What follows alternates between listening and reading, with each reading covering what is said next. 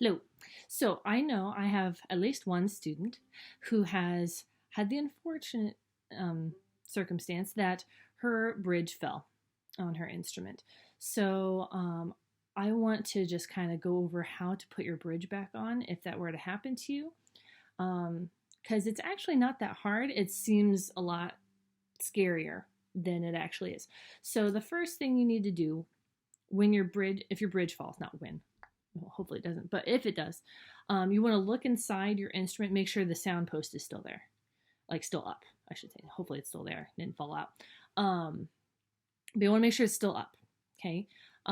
If it's fallen, you have to like have special tools and all that kind of stuff to go and fix that. And I actually don't even have those tools. I can't fix a fallen sound post, so I can't do that. Yes, love. I loved your song, what you were doing in my bath. Thanks. I appreciate it. Goodbye. I'll see you in a minute. He liked me playing Over the Rainbow a few minutes ago. Anyway, so make sure your sound post is up. Because if it's not, then that requires probably taking your instrument in for repair. Pages is, by the way, handling repairs. Right now, you need to call them or contact them through their website to go and discuss how that whole situation will work. But they are open in some capacity, so you just need to reach out to them if you have an issue. But so I have my viola right now, just because it was still out for me playing Over the Rainbow. So I am going to have the unfortunate situation of my bridge falling. Oh no, what are we gonna do? How sad.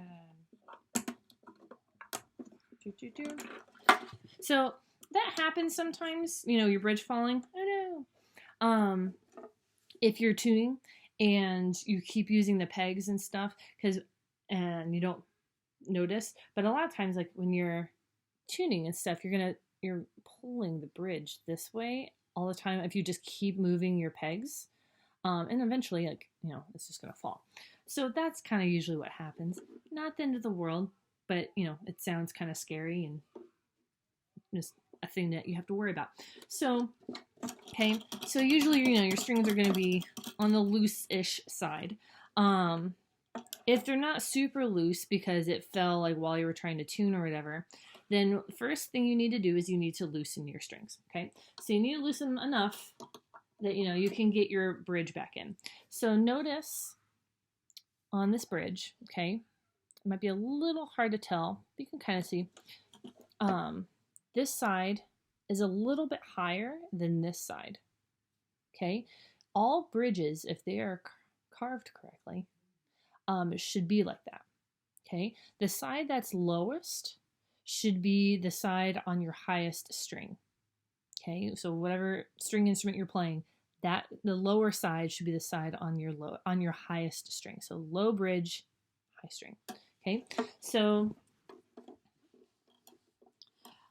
I see that. I see that this is my low side. Okay, so it's going to be on my A string because I'm on a viola. Okay, and you just have to slide it underneath the strings.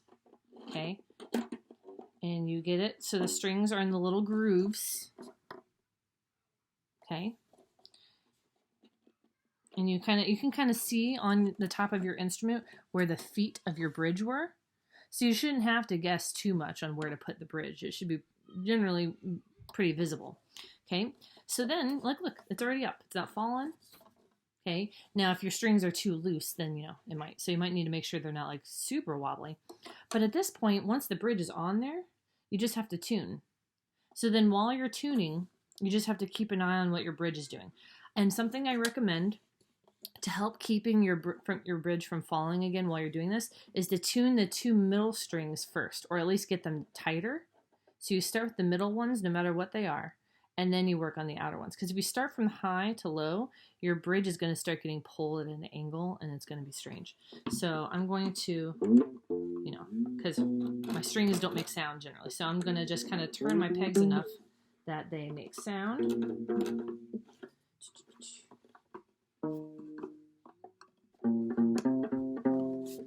Okay, and you can see right now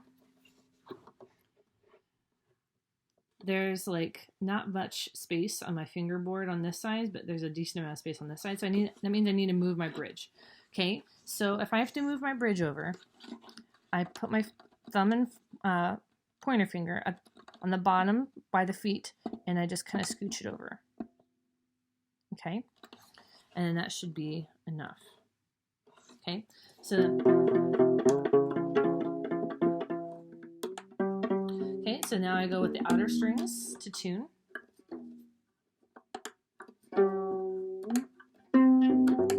And this whole time you want to kind of keep an eye on the bridge and to make sure the feet are flat on the top of your instrument. If you see that it's starting to lean a little, like you can kind of actually see, I have to tune a little bit.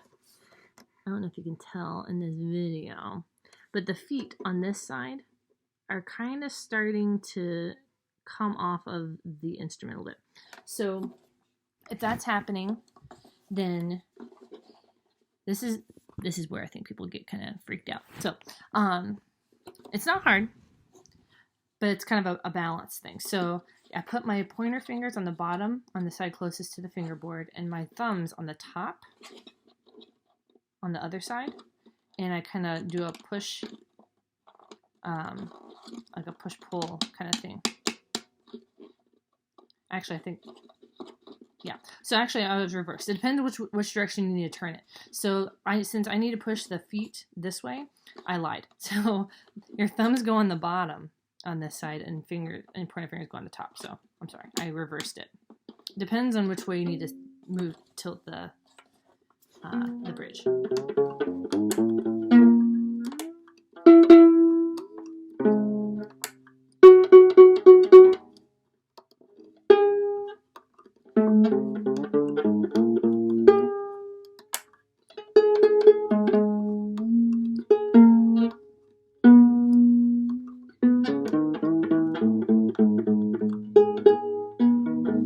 Anyway, I'm not in tune, but that's when you use a tuner and all that kind of good stuff.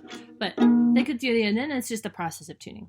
Okay, so just while you're doing that, you want to make sure, since you have to use your pegs a lot during that whole tuning process, because you have to worry about all 4 of your strings and stuff, just keep an eye on what your bridge is doing. If it starts doing that lean while you're moving the pegs and stuff, then you want to do what I said second time around, that pointer fingers are going to be on the bottom towards the fingerboard, and thumbs are going to be on the top on the other side of the fingerboard towards the tailpiece.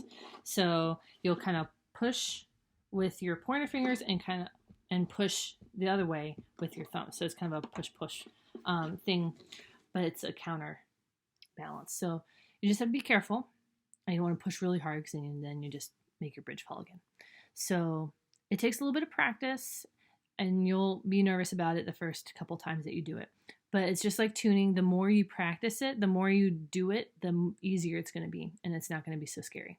Okay, so if you have any questions about that, shoot me a message on Canvas. If you're someone that's not one of my students and you happen to see this, then you can, put a comment in the video, and I will address it as I see. So good luck, and don't break any strings.